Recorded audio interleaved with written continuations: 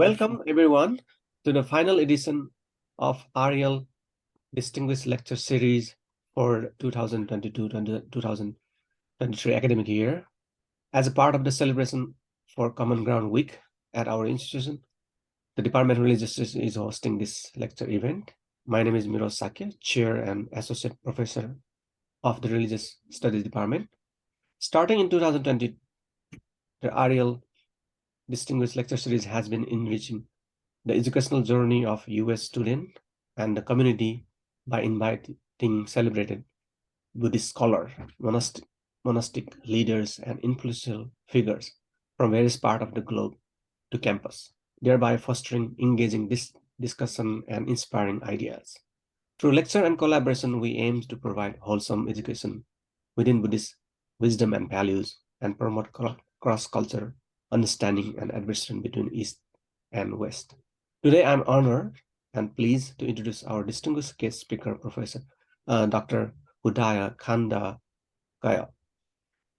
Dr. Hudaya received his PhD in Buddhist Studies from the Graduate Theological Union in Berkeley in 2004. He worked at Bukkyo Dendo Kyokai BDK America, and his current research focus on Borobudur and Indonesian Buddhism. And the topic of today's lecture is the symbolism of Borobudur architecture and its spiritual significance. Without further ado, please join me in welcoming Dr. Hudaya Kandahjaya. Thank you so much. Thank you, Dr. Sakya and University of the West for allowing me to share my research on this time on Borobudur. And to make it more effective, I will read my paper so that you can follow what I'm trying to share. And I will also provide slides, so you can see what I'm trying to show to you.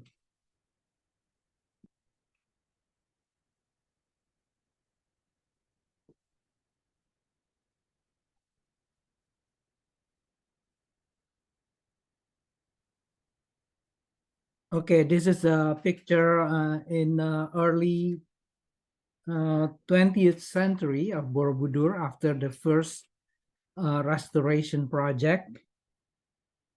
So it was rediscovered in 1814, and afterward scholars have studied this temple using many different approaches. But those studies have not yet been able to reveal its meaning. If we review their approaches, it is noticeable that none has paid serious attention to the fact that Borobudur underwent several changes before acquiring its final shape. So the final shape is what we have now. Otherwise, particularly two adjustments, those at the bottom and at the top of Borobudur, merit special consideration. These two adjustments, along with other information embedded in the edifice and from the surroundings, prove to be crucial and consequential for more comprehensive understanding of Borobudur. I devote this talk to clarify how this overlooked evidence may lead to fruitful results. In 1885, a Dutch scholar, Azerman, discovered the hidden foot underneath the base of Borobudur. There were 160 panels of reliefs on the wall of the hidden foot. Based on their photographs, Sylvan Levy, concluded that the panels exhibit episodes from the Mahakarma Vibhanga Sutra. Meanwhile, scholars speculated as to why the architect enclose the original foot. But as I will explain later, all these speculations are inadequate as scholars seem to ignore two facts. Among those 160 panels of reliefs, there are not only unfinished but also obliterated reliefs which may allude to a more complex motif than a simple closure. So in this slide, you will see panel 051 on the left top side, obliterated reliefs. So someone's trying to disfigure the panel. On the other hand, the panel number 041 on the bottom right, you see unfinished reliefs. So if it is only one to a simple closure, probably unfinished is enough to explain the reason. But the obliterated reliefs make us to think again what's the reason for them doing this closure.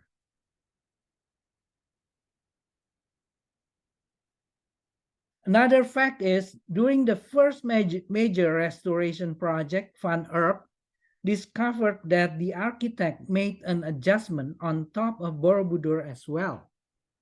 He found that there was an abandoned lotus pedestal beneath the lowest circular terrace on top of Borobudur. So you see that on the right top side, you see a kind of Padmasana for around the top side of Borobudur, underneath the circular terrace. So it's look like that they are trying to create a huge stupa. So that's why the discovery led Parmentier to hypothesize that the architect originally planned to install a single grand stupa on top of Borobudur. Thus far, none to my knowledge has objected to Parmentier's hypothesis. However, aside from having no understanding of Borobudur as a whole, the adjustments themselves clearly show that Borobudur had undergone a serious modification process. One could imagine that even without any changes, building a stone temple of the size of Borobudur must have been very difficult. From the angles of planning, human resources, materials, financing, technical constructions, and managing the entire field operations over a long-term project, this endeavor must require special skills. The level of difficulty must have been manifold higher when the planning was stopped and altered while the construction was ongoing. The change was not in mind or on the blueprint, but on the stone constructions, which could not be simply erased or rearranged at will. For this reason, an ordinary architect supporter shall not know how to accomplish the project. Instead, all of this could only be envisioned and completed by an exceptional master or Maha-Acharya with a very high expertise in engineering, arts, and Buddhist teachings, and at the same time supported by a strong and powerful donor. So on the slide, you will see this is a part that the reconstruction cannot complete all of them. On the left side, you see that the images are left open. Otherwise, it should be in niches. But this way, we can see how difficult it is. I mean, how intricate the construction. It's very difficult. On the other side, you will see that it includes the wall includes the panels of reliefs where they sculpt the wall after the building completed, meaning the sculpture has to be very skillful because once they make an error, they cannot replace the stone. So it is very difficult project indeed.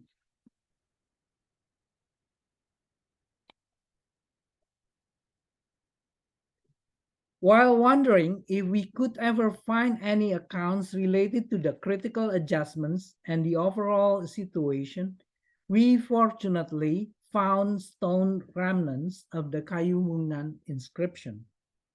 This inscription, for instance, describes an edifice having a tenfold elevated altar. As such, it is most likely about Borobudur.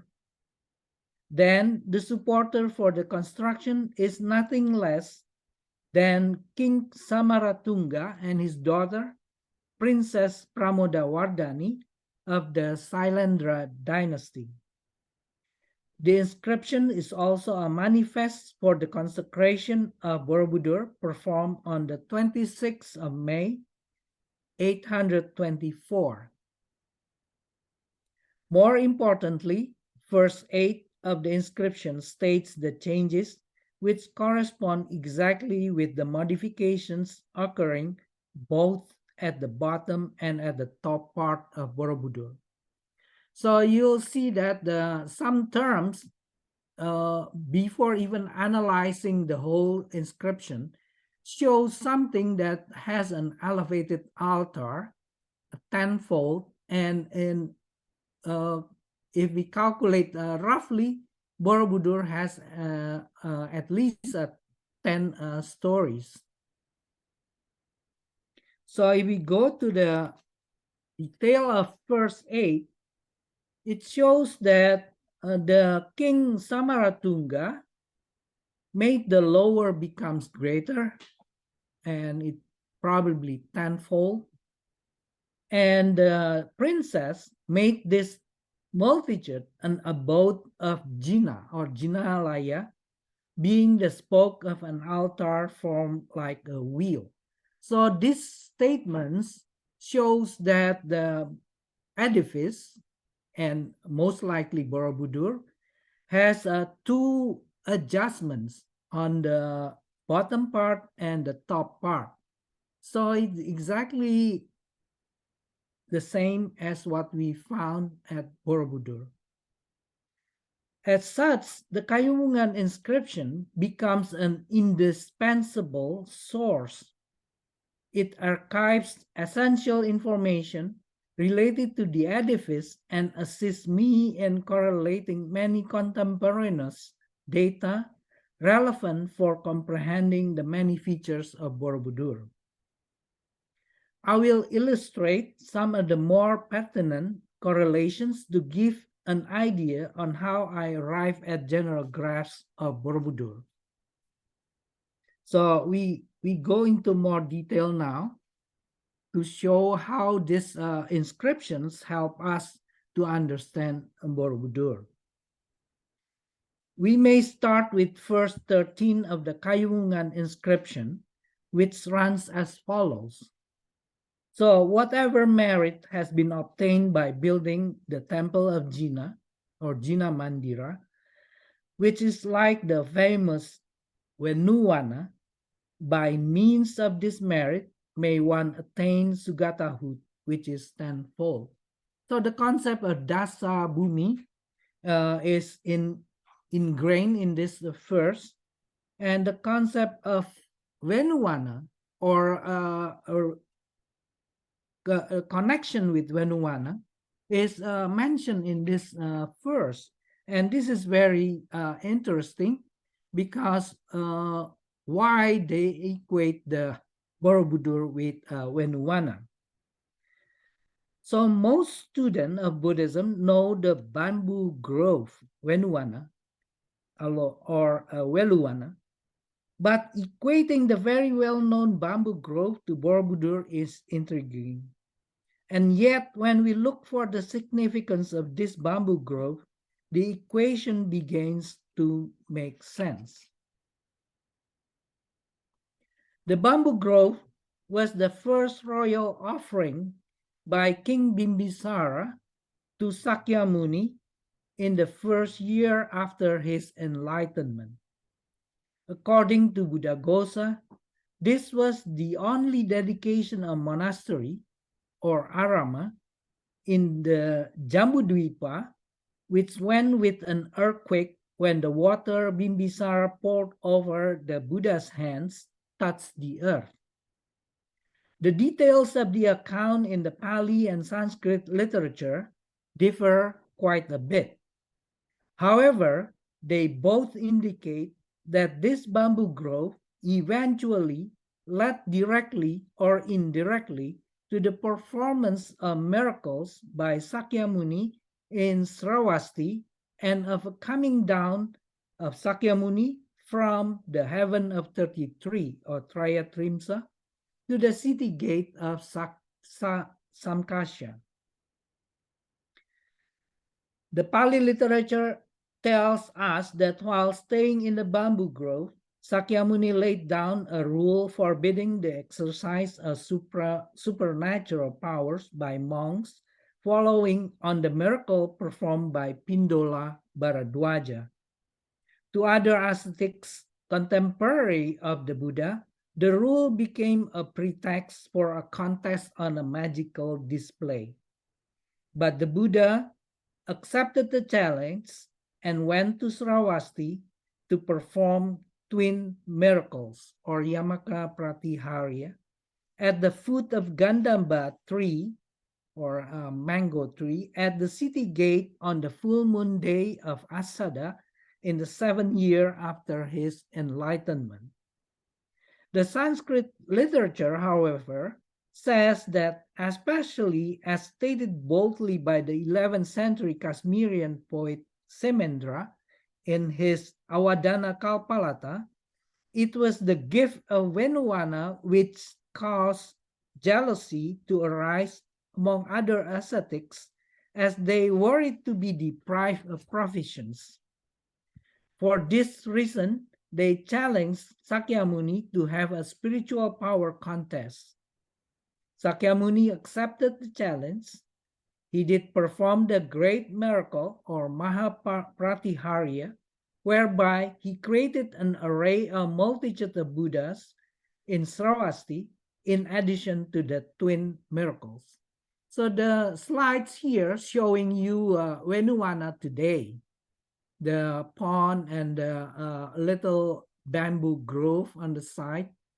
And on the left top side, you see the picture of Gandhara sculpture of the Yamaka Pratiharya, where the Buddha shows two sides of his body show issuing water and fire,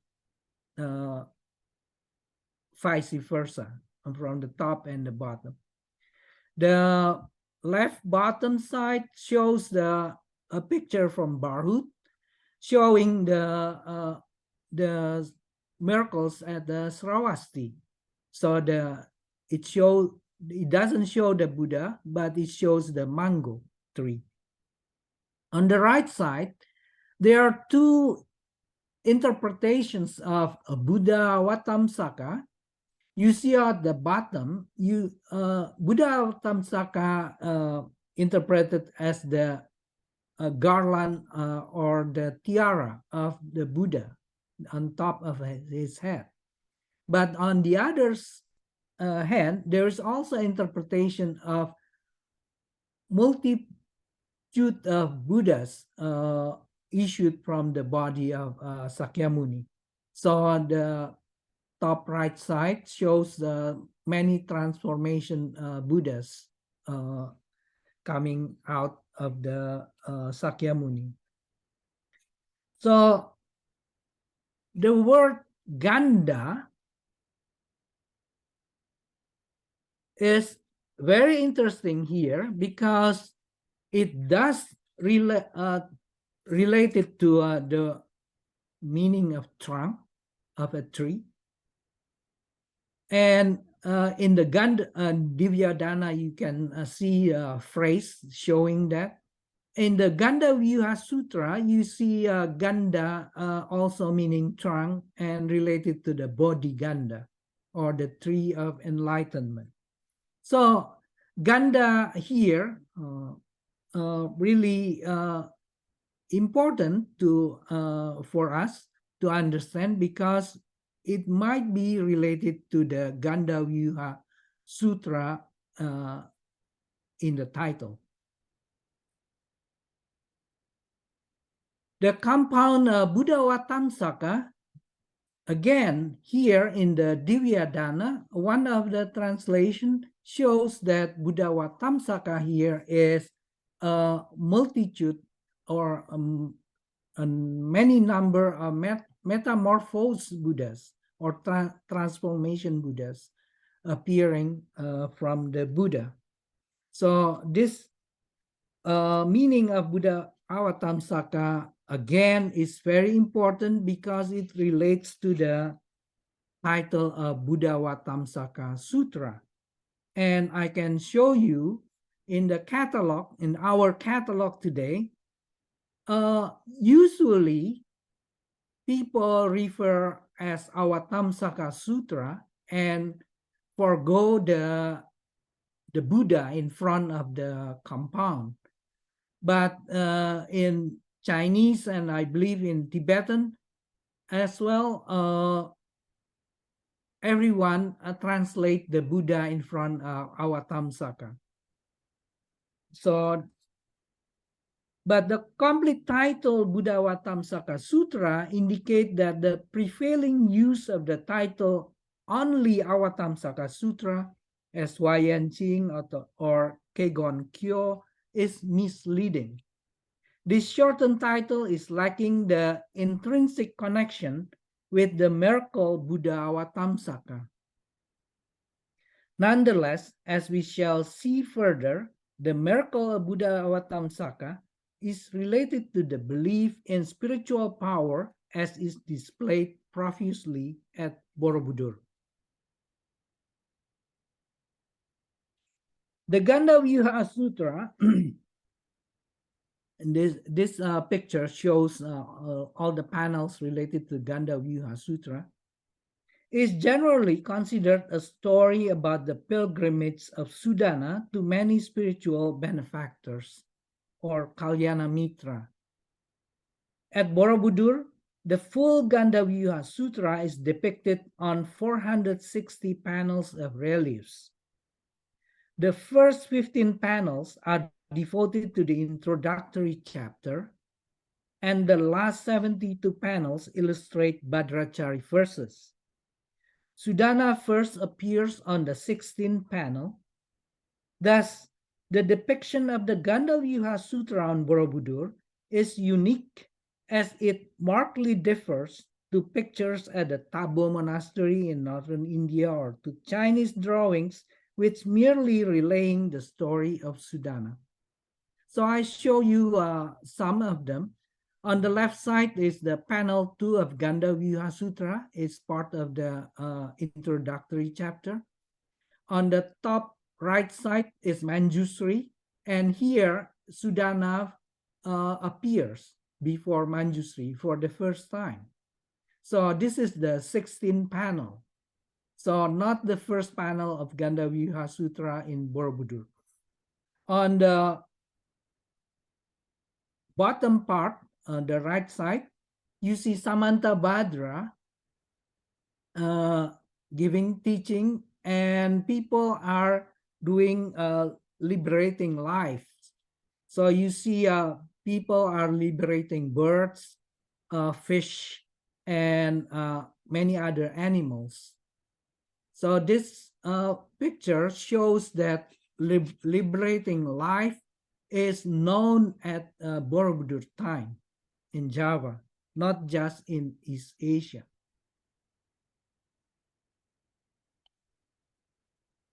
The unique display on Borobudur shows that the architect's decision followed the thoughts of the compiler of Gandavyuha Sutra.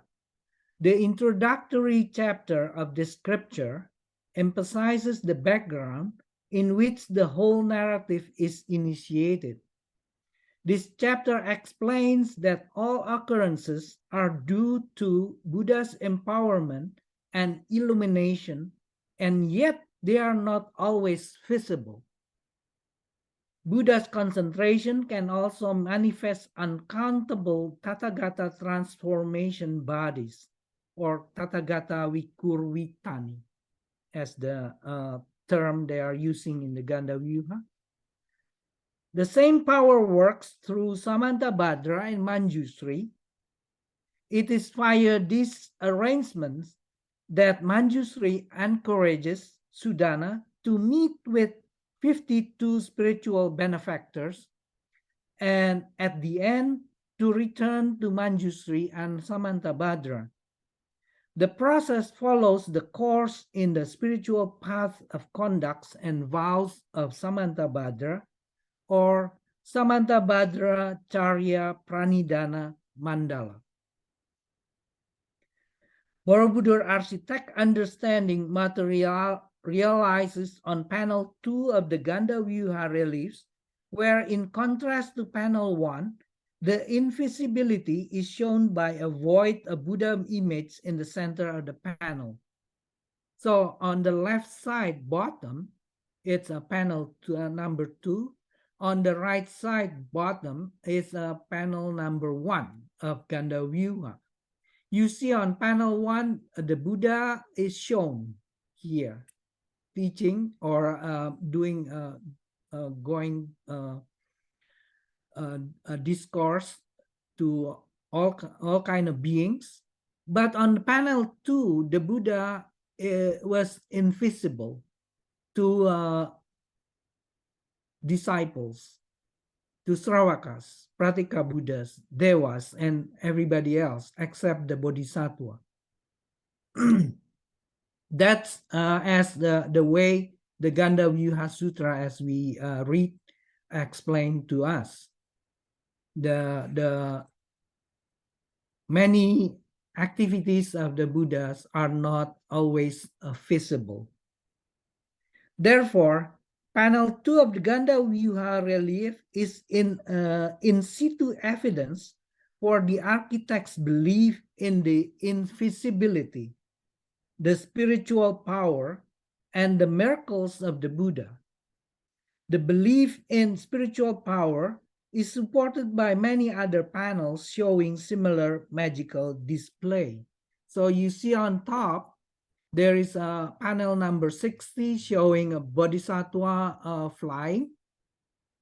You see that from the right side going to the left, it's the person or the bodhisattva going above the earth or the ground. On the right side, you see Samantabhadra teaching the Dharma to all kind of beings using the Eka Swara. So with one voice, single voice, he taught all kind of beings. Being an in situ evidence, panel 2 of Gandavyuha reliefs is by far the one giving me a definitive clue for the reason and the decision of the architect to include the start and the end of the Gandavyuha Sutra on the walls of Borobudur. Therefore, based on this clue, the Gandavyuha Sutra is clearly not at all merely about the story of Sudana. Instead, I'm convinced that this scripture is more on elucidating the Buddha's infinite spiritual power, excellent conducts, abundant virtues, and multiple ways to acquire them. In this context, the Bhadrachari is a summary of how one's conducts and vows may lead to an actual supreme Buddhahood. Now we can see how those understanding correlate with terms that are used in the Kayungan inscriptions, because this inscription utilizes, for instance, Amitawala, Buddha Charita, Sugata Gunagana, which correlate well with the attributes of spiritual power, Buddha's conducts, and multitude of virtues just mentioned. I show you again another example how the poet of the inscription may take got inspired by the term used in Gandavyuha Sutra. In the inscription, he used Sugata Guna Ganaha. In the Maitreya chapter of Gandavyuha, there is a term Sarva Guna Viharinam Viharaha. So if we see Borobudur now, we can see from the side, it looks like the Borobudur is showing a Buddha Vatamsaka, the garland of Buddhas, meaning a multitude of Buddhas like a garland.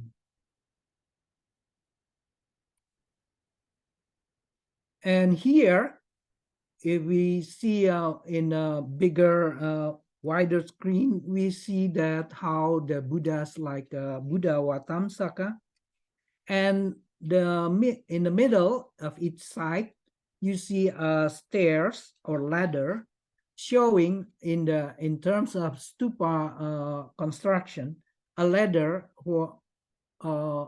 in which the Buddha coming down from Trayatrimsa. Thus, the choice term Venuvana in the Kayungan inscription to describe Borobudur seems to suggest that this edifice was on one hand an excellent offering by a king who was viewed like Bimbisara. On the other, like Venuvana, it may trigger miraculous events. The expansion into belief in the miracles of the Buddha probably urged the desire to adjust the architecture to exhibit not only the complete miraculous episode at the trunk or Gandavyuha, but also the array of multitude of Buddhas or Buddha Vatamsaka. Perhaps for this reason, Borobudur was modified from the original plan to have a grand stupa to observe just the 4 important events in the life of Sakyamuni. The design was then adjusted to celebrate the 8 great miracles of the Buddha. So this supposition is supported by the finding of thousands of votive stupikas dug out from the yard of Borobudur.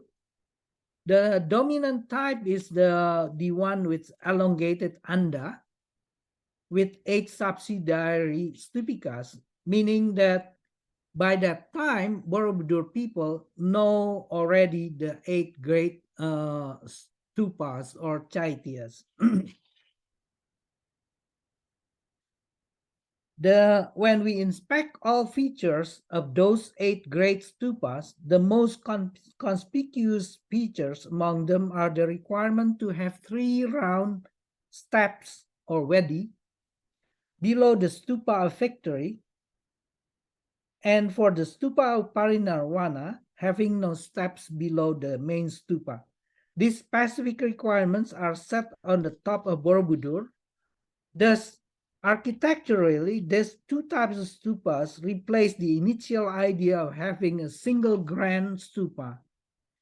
Meanwhile, the 4 square terraces below the top part follow all the main requirements of the other 6 great stupas. So by having this idea, then we can have more correspondences with concepts from additional sources. The Lalita Vistara supplied 2 concepts: altar form like a wheel, and the concept of lattice window Kutagara on a flat roof of prasada. So the altar, like a wheel, is ara in Sanskrit, and the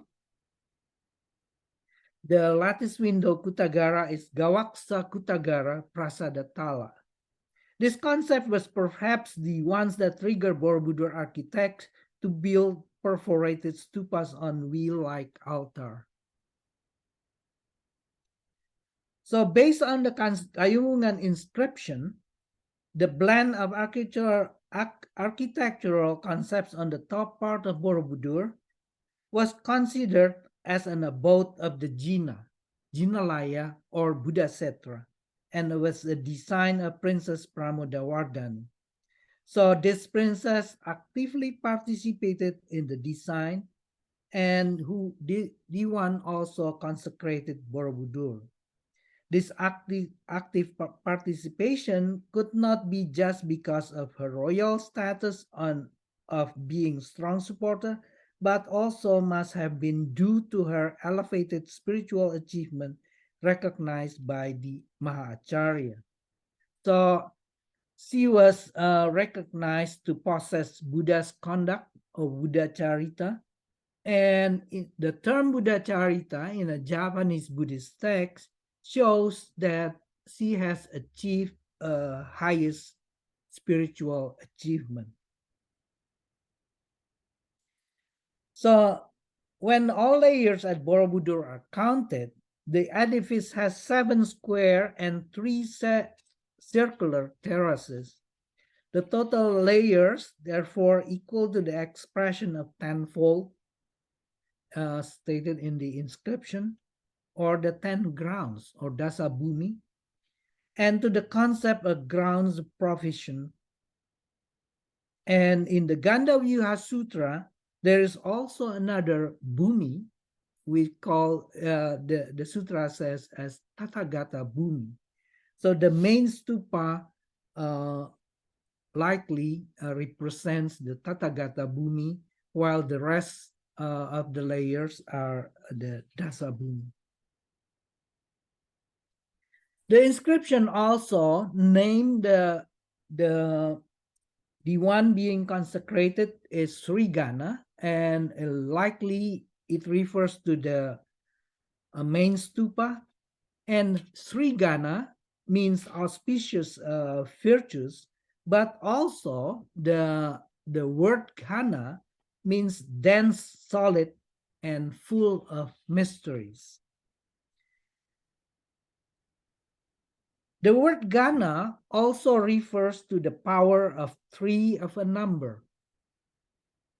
The power of 3 for the figure of 3 is 27. And if this number 27 or the figure 27 is applied to the formula of odd number grid for creating a womb mandala or Garbhadhatu mandala, the computation arrives at a series of numbers corresponding to the series of visible Buddha images assigned to each layer of Borobudur, as well as to the number invisible Buddha images. So I do not show you how the calculation or the grid formula, but I show you the number that resulted from the computation. And the computation shows the number they exactly used in Borobudur for the Buddha images. While the arithmetical formula creates the womb mandala, the horizontal spatial arrangement follows the formula for creating a diamond mandala or Vajradhatu mandala. As such, the whole Borobudur represents a mandala of the Dharma realm or Dharma Dhatu mandala. Now we move a little bit further to the term Kalyana Mitra in Gandavyuha Sutra. As you know, there are 52 spiritual benefactors of Kalyana Mitra mentioned in the Gandavyuha Sutra, and there are 52 itself, it's a lot. But if you see the profession of each Kalyana Mitra, you will see that those belonging to the Buddhists, only probably the top 13, on the top row. The rest are many different people from different walks of life. Spiritual practitioners, scholars, professional, politicians, householder, or spirits. And if we cross-tabulate, we'll see that the Buddhists comprise probably only a quarter. And women are almost half.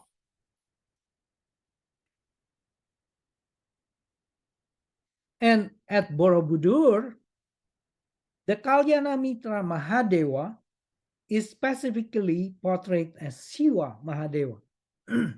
You see that panel 104 showing Shiva Mahadeva with Nandi below the Singgasana, below the throne, and all attributes of Shiva. And Brahmana on panel 70. And on panel 91, you see the Vasumitra is a Bhagavati, or a Dharan of the Vishnu. So for Borobudur or insular Buddhism, the depiction marks the earliest and the most vivid representation of equality among all spiritual paths. This suggests that the Borobudur architect had the belief that the highest spiritual achievement does not particularly belong to a specific spiritual path. In summary, the plan of Borobudur consists of three major architectural concepts. Horizontally, Borobudur is Dharmadhatu Mandala. Vertically, Borobudur combines the concept of Dasa Bhumi, Tathagata Bhumi, and Jinalaya. The overall integrates 8 great chaityas.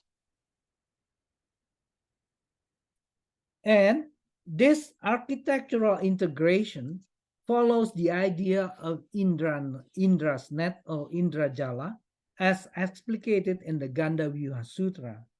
This idea was likely the base upon which the many major components of Borobudur symbolism were integrated and simultaneously depended on each other.